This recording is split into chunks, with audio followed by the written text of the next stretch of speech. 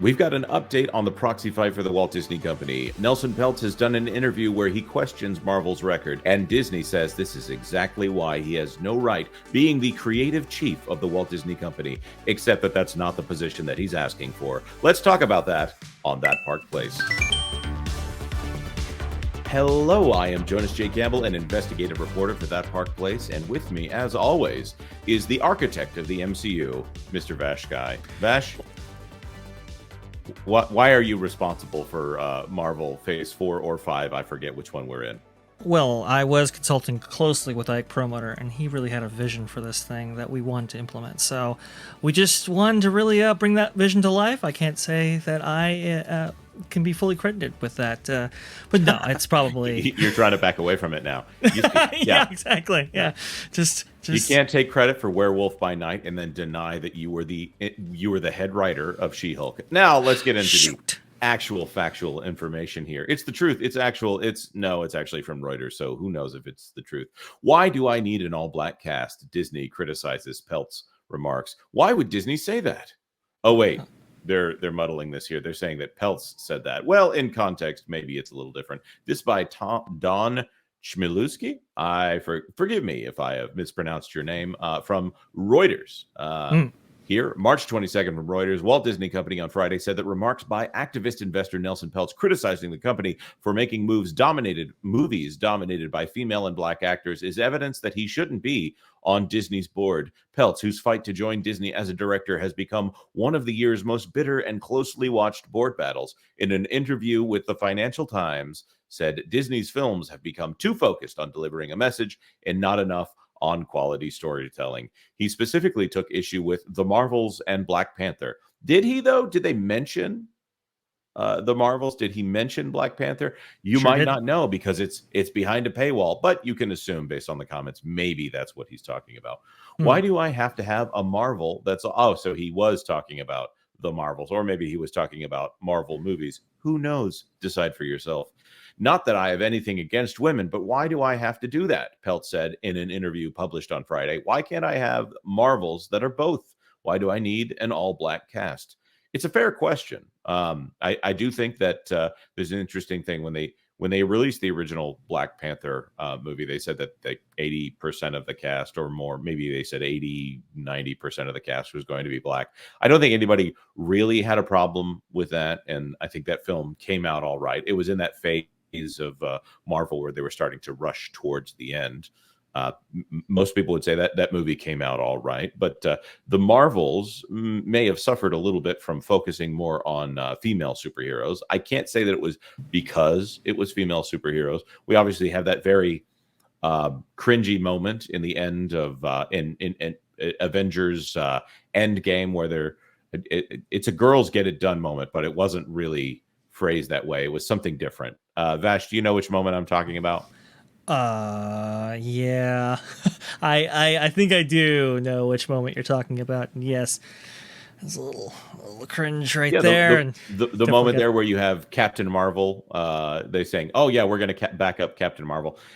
Captain Marvel, who is someone who can go one-on-one in a fist fight with Thanos, and he had to cheat to beat Captain Marvel, or Scarlet Witch, who went one-on-one with Thanos, and again Thanos had to cheat.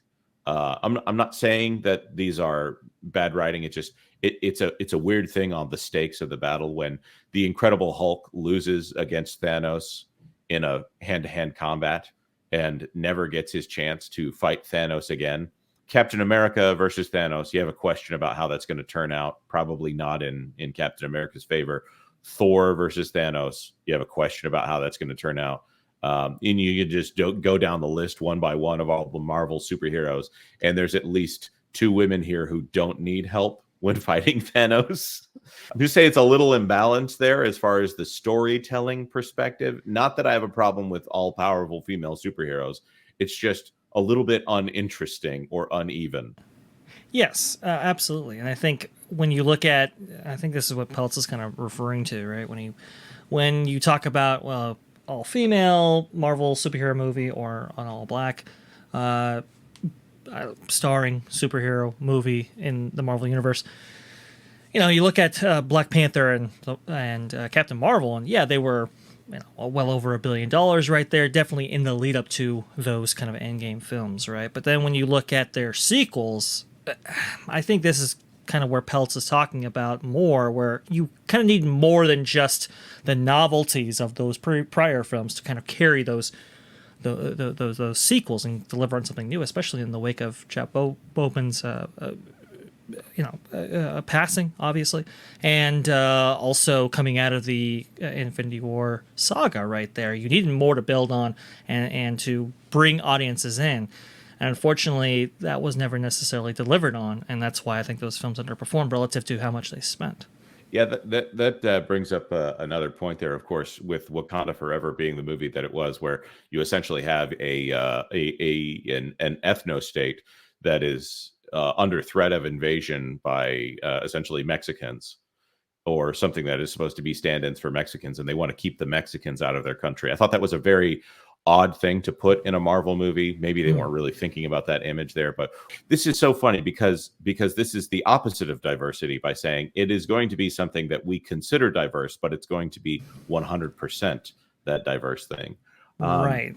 Just a little odd to me. The whole thing, the whole focus on race. This is the thing. When they make the film, they are very focused on race. It's kind of a catch-22 here of, we want you to notice that we're doing the race thing, but you definitely don't need to notice anything about the race thing. It's very confusing to the audience, and I think it's kind of off-putting to go into something saying you have to like it for this. So I think Sound of Freedom would be a great example to me.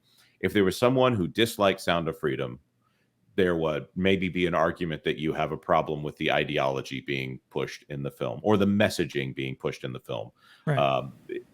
Whereas there might be some legitimate reasons to have a problem with that film, but the message of that film is, I would say, so important to some people that you need to be real careful conversationally how you broach that topic. Sure. So Disney has essentially done this with all of their films and television shows for the most part in phases 4 or 5, because these two literally mix together. I think Peltz has a point here that they're not giving him enough credit for here, but he has touched the third rail of a company so ideologically driven as Walt Disney is saying, oh, no, you can't question us on this because we're going to call you awful things if you question us on this. Sure, and we have to also kind of consider that unlike Sound of Freedom, these Marvel superhero films are given 4-quadrant budgets. I mean, we're talking hundreds of millions of dollars, and usually that's to appeal to the largest demographics possible, not necessarily to be exclusionary, but inclusive in terms of the box office appeal and so forth. So when you're taking these very, very expensive films and you're limiting it to only a few demographics or sub demographics, you might have a bad time if you don't have an incredible story lined up with that. And I think that's kind of what Peltz is saying when it comes to like Marvel films, right? These are big budget blockbusters, or at least they should be. Shouldn't we have more inclusive forms of entertainment in that versus, I don't know, some film coming out of A23, for example, right? Right. And I would agree. And as far as the male-female issue here goes, there's a lot of women who were perfectly fine watching the films that were all buff guys. And men were going to see these films presumably for the action. Like Barbie, for instance. That is a movie that was very feminist, but also had male and female characters. So, right. It feels very intentional and very kind of off-putting to a certain part of the audience to say, no, we need to be very focused on race. Also, this interview with Peltz over in the Financial Times, I'm not endorsing that website. It's a very expensive paywall that you would have to get past in order to go in there. It's like $300 a year or something to be subscribed to that website. But it's a fascinating interview with Peltz, where he talks about his history with previous companies, his friendship with other people who would describe themselves as well, they wouldn't maybe describe themselves as this, but other people who were definitely corporate raiders, as opposed to the way that Peltz handles himself, where he comes in and he works with the company in order to change the company. He's never driven a CEO out of a company, that we have record of. And they also, I believe, Harriet Agnew conducts that interview, and that's with the Financial Times article that you're referring to about 4 days ago. They bring up a lot of stuff, like I didn't know that Saul Steinberg and Nelson Peltz were friends before that article, and they have some adventures there, that's for sure.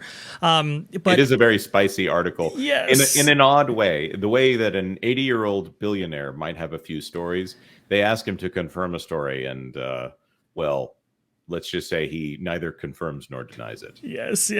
He also brings up Ben and Jerry's though, and having necessarily a board on their parent company, and how he was very kind of outspoken about necessarily Ben and Jerry's getting into this, definitely geopolitics, but just making statements when it's like, well, your whole thing is to sell ice cream. It's like, I remember a quote from somebody on YouTube, this was years ago, saying like, hey, look, you have, I don't know, Crest toothpaste or whatever, and they sell toothpaste to murderers on death row. It's like, your job is to just sell toothpaste, not necessarily to make a political statement or to virtue signal while actually doing that, and how that's more important to your bottom line, obviously, and your how people associate your brand and so forth. So it's this really interesting kind of old school thought process, because obviously, he's been the head of multiple businesses. Obviously, he's got a track record as an activist investor that's turned businesses around. It's important to keep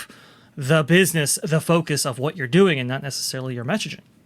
Yes, and the whole idea there, I know plenty of people who they love Ben and Jerry's, and they acknowledge that Ben and Jerry's is a great product, but they don't buy Ben and Jerry's because some of their political stances have been a little off-putting, even to people that are on that side of the aisle. It's like, why do we need to have some association with? And there are some companies that the politics is the marketing. Some razor Sure. and chocolate companies come to mind, where you might be more interested in the politics than the product.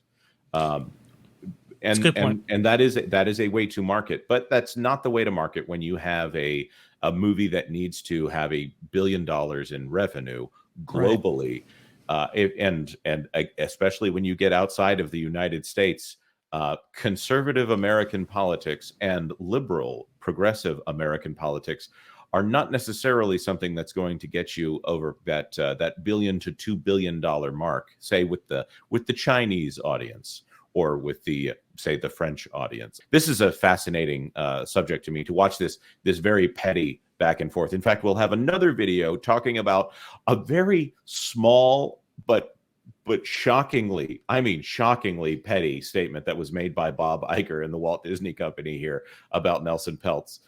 Stay tuned to that Park Place for that, of course. Like this video if you have found it interesting or helpful in any way. Drop us a comment. Is having an all female or all black or all Mexican or all anything cast an important thing to you? And is this something that should disqualify Nelson Peltz from being on the board of the Walt Disney Company? One thing I would ask you is, what are Mary Barra's thoughts on filmmaking, and just how much do they sway her work as a board member of the Walt Disney Company? Just think about that here as we're entering the end of this video. And of course, consider subscribing to That Park Place for all the news that should be fun. Thanks for watching That Park Place News. For more information, consider checking out www.thatparkplace.com. And don't forget to subscribe, share, like, and send this out on your favorite social media accounts.